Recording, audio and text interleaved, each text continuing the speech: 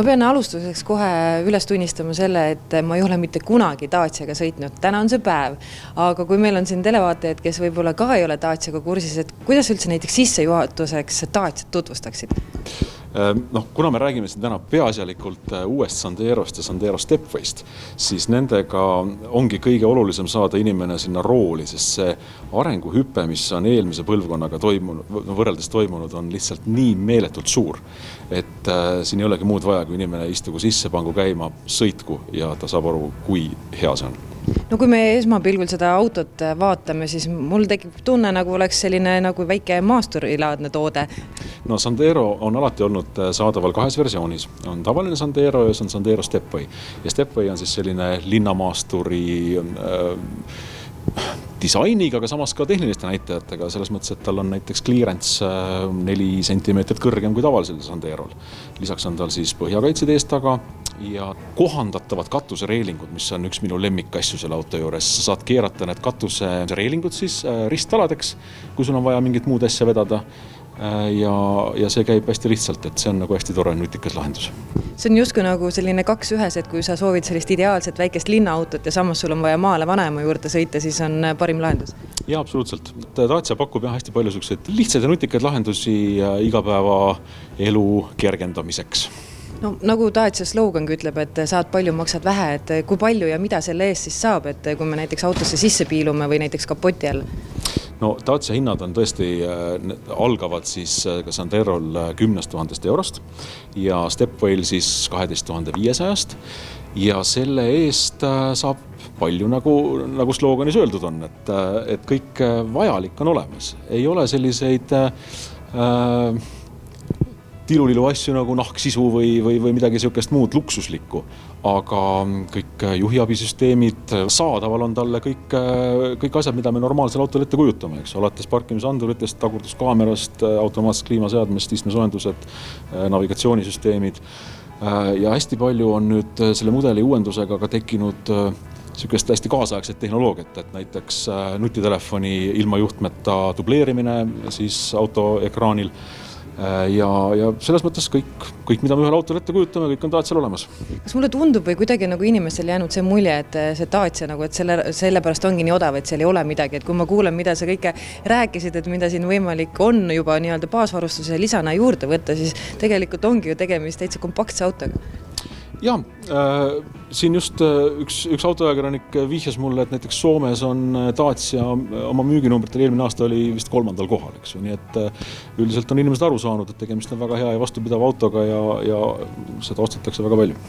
Meil ongi praegu üks liisingu kampaania, kus me oleme jaganud siis liisingu maksepäevade peale ära ja Dacia Sandero saab siis kätte alates 4 eurost päevas, eks ju. Kui me mõtleme, mida sa 4 euro eest saad, eks ole, siis tubli suitsetaja saab pakki suitsu, eks ju. Et tegelikult sa saad sama raha eest osta perele uue auto, sul on 5 aastat garantiid ja muretu elu, eks ju. Et jaa. Nii et kui on ikka mõelda, et kas sa soovid endale mingit nooblimat brändi 10 aastat vana, mis ainult laguneb ja tohutult raha sisse taod või võtad uhikuue auto, et see on küll mõtlemise koht. Jaa, ja ma soovitan lihtsalt ka kuskil kaubanduskeskuse parklas, kui te näete, et mõni inimene Daciaga sõidab, minge talle ligi, küsige, kuidas on, kas peab vastu. Ja siis vaadake, mis ta teile ütleb. Ja muidugi tasub mainimist ka see asi, et on võimalik ka gaasiseade peale panna. Jaa, LPG gaasiseade on Dacial selline nagu brändiomane lisa, mida on olnud saadaval ka varem kõikidel mudelitel ja samamoodi nüüd siis Sandero Stepwayl on siis 100 hobujõuline LPG gaasiseadmega mootor, kus on siis 2 kütusepaaki, bensiin ja siis LPG gaas ja põhimõtteliselt, kui sa selle auto nüüd mõlemad paagid täis tangid, siis saad sa sellega umbes 1000 kilomeetrit ära sõita. Et kõige kindlam on siiski tulla siia esindusse ja vaadata ise oma silmaga üle, sest võib-olla on mõni muu mudel vist võib-olla palju sümpaatsem on.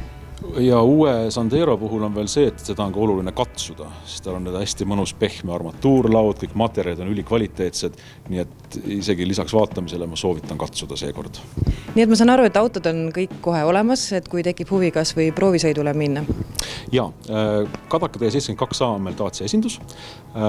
Soovitav on panna, kuna siin on natuke tunglemist, siis soovitav on enne kodulehelt nagu aeg kinni panna ja saab proovida, meil on olemas koha peal nii siis manuaalkäigukastiga auto kui automaat. Et see on ka hästi oluline, et Dacia Sandero on nüüd ilusti saadaval automaatkäigukastiga, et seda muret enam ei ole. tulge ja proovige ja andke teada, kuidas oli. Ma olen selle saate jooksul nüüd sõitnud päris paljude uute autodega juba ja kokkuvõttes on ikka, et see, et uus auto on ikka uus auto ja enamasti on väga mõnus, aga hakkad mängima hoopis uued asjad ja pigem väiksed detailid ja pisiasjad. Näiteks selle auto puhul on minu arust täiesti geniaalne lahendus on ikka sama telefoni hoidik, mis on juba autole sisse ehitatud. Pidevalt on ikka see, et kuhu seda telefoni toppida, kas osta talle see iminapp sinna või mingisugune magneti õudus. Ja see on niisugune, kunagi oli päris niisugune korralik see lahendus ikkagi ei ole, aga siin, kuna ta on juba autole sisse ehitatud, lükkate mõnusalt see kõrvale, panete laadija taha ja mina kui väga telefoni lembese inimesena võin öelda, et see on absoluutselt geniaalne lahendus. Teiseks on see, et selles hinnaklassis niivõrd mõnusate pehmete detailidega ja vaikselt ja mõnusalt sõitvat autot, ma ütlen, et on praktiliselt võimatu leida või ongi võimatu, sest et kui keegi ütleks selle hinna ja siis paneksid siia rooli, siis ega ei usuks küll. Ma olen väga kaua oodanud, et ma saaksin sõita Daciaga. Nagu ma varasemalt ütlesin, siis ma seda pole teinud ja nüüd on see võimalus. Ma olen küll hästi palju lugenud sellepärast, et mind on Dacia väga huvitanud. Olen isegi mõelnud osta just sellepärast, et mina olen nende inimeste seas, kes kasutab autot lihtsalt punktist A punkti B sõitmiseks.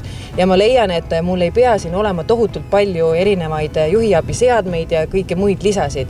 Küll aga pani mind imestama, et vaatamata sellele, et kui ma isegi ei tahaks neid, siis Dacial on tohutult palju lisasid, et kui me vaatame seda hinda, mis Dacia puhul on määrav, siis selle raha eest on juba siin kõik vajalik peal olemas, iseasi palju sa neist kasutada soovid. Näiteks paned kaardi taskusse, uksed avanevad iseenesest, et sa ei pea isegi võtit välja otsima. Et sellised väiksed küll, aga paljude jaoks olulised asjad. Alati virisetakse sellepärast, et nii odav ja nii kõvat müra teeb autos. Ma sõitsin spetsiaalselt ilma raadiota ja ma pean tunnistama, et see on lihtsalt puhas jutt. Et ma saan aru autoajakirjanikel, neil on võimalus sõita erinevate autodega hästi palju, sul tekib mingi võrdlus, aga ma arvan, et Dacia on selles segmendis, mida ei saa võrrelda millegiga.